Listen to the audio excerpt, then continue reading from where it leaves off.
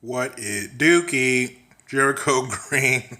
I'm back at it, y'all. You know how I do. I try to lay low until the left does something dumb, and they did. So let's talk about it. As you know, this weekend was the 1 year anniversary of the whole Charlottesville mess.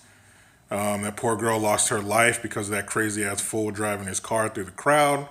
So this was supposed to be the Unite the Right Part 2, the sequel, this summer. Well, guess what? Not a lot of those right wing, alt right, neo Nazi, KKK, whatever you want to call them, not a lot of them showed up. You know why? Because there's not a lot of them in America. No shit.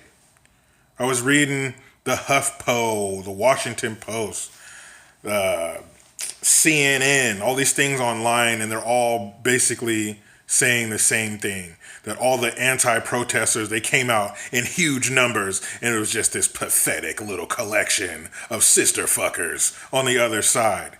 Yeah, no shit. That's what America is like. There are some people who are racist as hell, and there are a whole lot more people who are not. Thanks for proving our point. Now, of course, the usual suspects were out there protesting against the alt-right, whatever those clowns are. The Antifa out there acting a damn fool, throwing eggs and bottles at the police who are out there to protect your stupid ass. You had the BLM out there, the Black Lives Matter.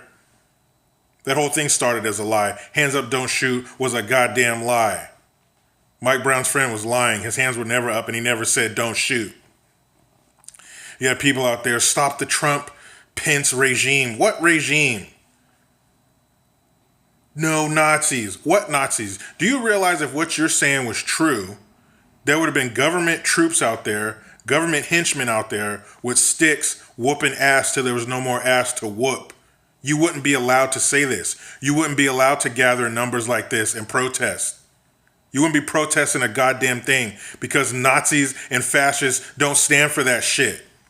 It gets in the way of their whole plan. They crush the resistance. You wouldn't be out there resisting with your stupid ass signs that you stayed up all night to make.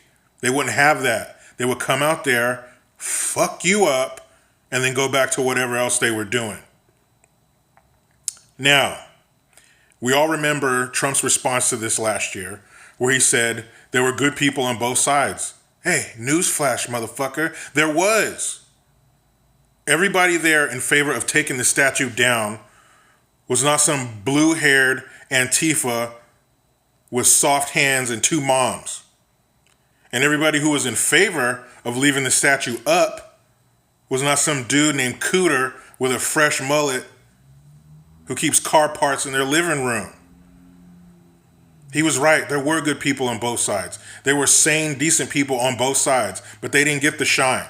No, the people who got all the shine in the press and the pub were all the idiots, were all the Antifas, were all the all those fools. They got the coverage. There were decent people on both sides. Everybody who had an opinion on the matter and everybody who was out there was not extreme in one way or the other. And you know damn good and well what Trump meant. You know he was right. You know he wasn't out there, pro KKK, and then people gave him a lot of shit for not coming out and denouncing the white supremacists. Do you have to? Do I have to tell you that puppies are cute and cancer is bad? No. I mean, some things should just be assumed. I assume that my president is not an undercover Klansman, and I don't think he is. But you have people out there, all police are racist. No, they're not. If they were all racist, they wouldn't be there protecting your dumbass from getting fucked up by those white supremacist dudes. All cops are not racist. You can't say all and every with anything. That's not the case. All of a certain group of people aren't one way, and nothing's always or every time. It doesn't happen that way. Life's not so black and white. So this weekend marked the 1 year anniversary. How far have we come? Not very far at all. We're still knee deep in the raw sewage of racial oversensitivity. Come on, man. We don't live in a racist country. Get out of here. The fact that you can stand up and say that with any amount of melanin in your skin flies in the face of your point. All these dumbass celebrities tweeting. Of course, the Anne Hathaways of the world. The D.L. Hughley's of the world. Side note, D.L. Hughley is a dumbass. He's always talking about racism, racism, racism. White people, white people, white people. White people are racist, blah, blah, blah, blah. But yet you sit there with a tattoo of Che Guevara on your arm. Che Guevara is tattooed on your fucking arm. There were a few more racists against black people than Che Guevara, you idiot. Look up some of his quotes, you dumbass. Anybody with a Che Guevara t-shirt, you need to do some research and some homework. Because he was a wild, violent, anti-gay, anti-black animal that Castro had to ship overseas to get him the hell out of his hair. Come on, man. Talking about racism and you got a Che Guevara tattoo on your body. Man, you better sit down and shut the fuck up. So we'll see what happens next. Charlottesville Part 2 was a success, I guess, from the anti-protester standpoint.